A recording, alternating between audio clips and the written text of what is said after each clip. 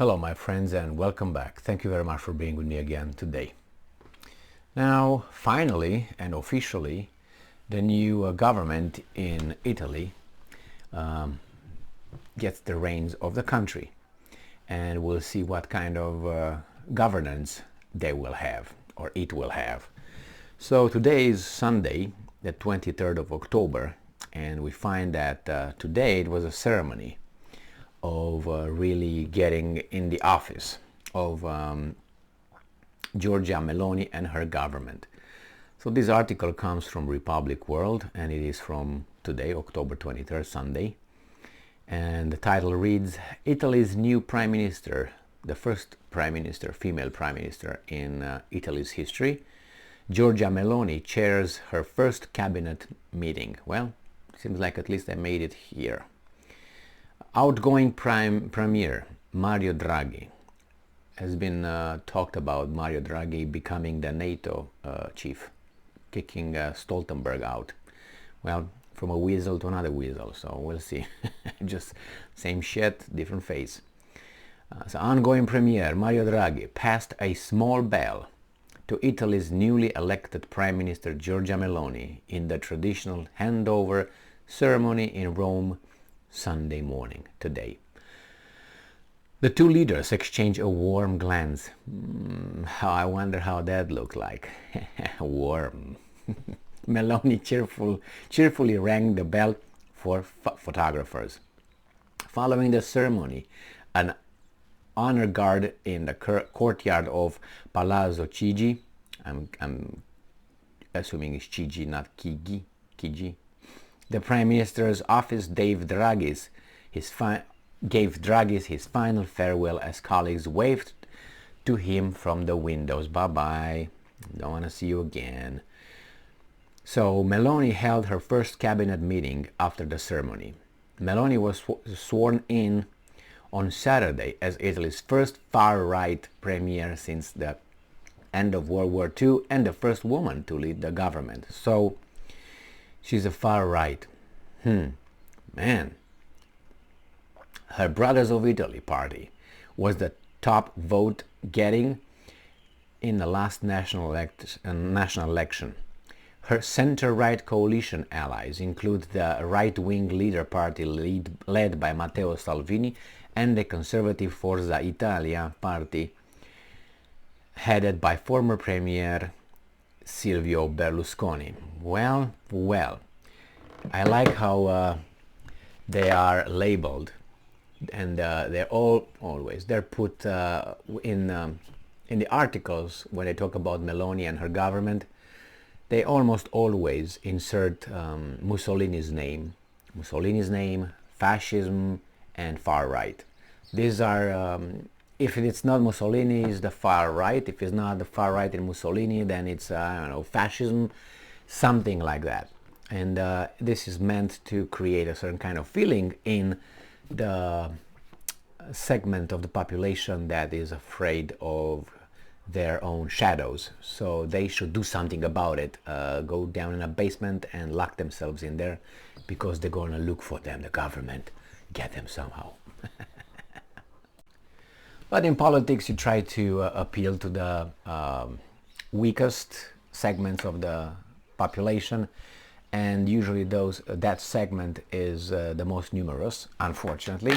But especially if you have a society that the school, the government, the mass media, the entertainment industry push this attitude of being a soybean, a weak beta person who should be allowing the government to fix their own problems that should fix themselves, including with marriage, including with buying groceries, staying in line, educating their children, and all that. Unfortunately, you have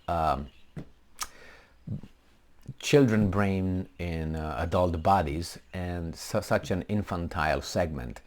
Unfortunately, this infantile segment of the society votes, and they have this say, and I think is not really appropriate for someone who doesn't really know what's going on to have a say in something that doesn't understand. And no, it doesn't mean that that person should not or could not enhance his or her knowledge. But the fact is, they really vote on narrow personal interests. Like, will I get handouts from the government taken from the active members of the society who forcefully have to give up their taxes, or no? So yes, I will vote for that. So what's going to happen when you have this segment being more numerous than the producers? Then what? Is Robin Hood going to be gone? Or are we just going to take more and more and more until the whole society, the whole economy is going to be strangled? Well, we'll see. There were some talks in some articles what kind of government Meloni will have. Will have a government directed towards, or sympathetic towards the European Union, NATO, or what? What would be like? And I say that the government of Italy should be concerned and should be sympathetic towards its own population. That's the only allegiance they have to. Not European Union, not Russia, not China, not anybody else. Okay, you want to come in my eye? Go ahead. There you go. I mean, what can you do? That's why you love that. So it's just the Italian government should do the bidding of its own people who voted for them and who put their trust in them. I don't know. I don't have much faith in anything changing for the ones that voted for instance, Brothers of Italy and the other two, Forza Italia and so on, because so the system is created in such a way that you're depending on other forces, and maybe they come with good ideas, but once they get in the office, they will be pressured and will be instructed what to do and what not to do. So I don't think much is going to be changing. And one example is this. The new appointed foreign minister of Italy made his phone call to whom, you think? To Kuleba of Ukraine. I think is the foreign minister of Ukraine.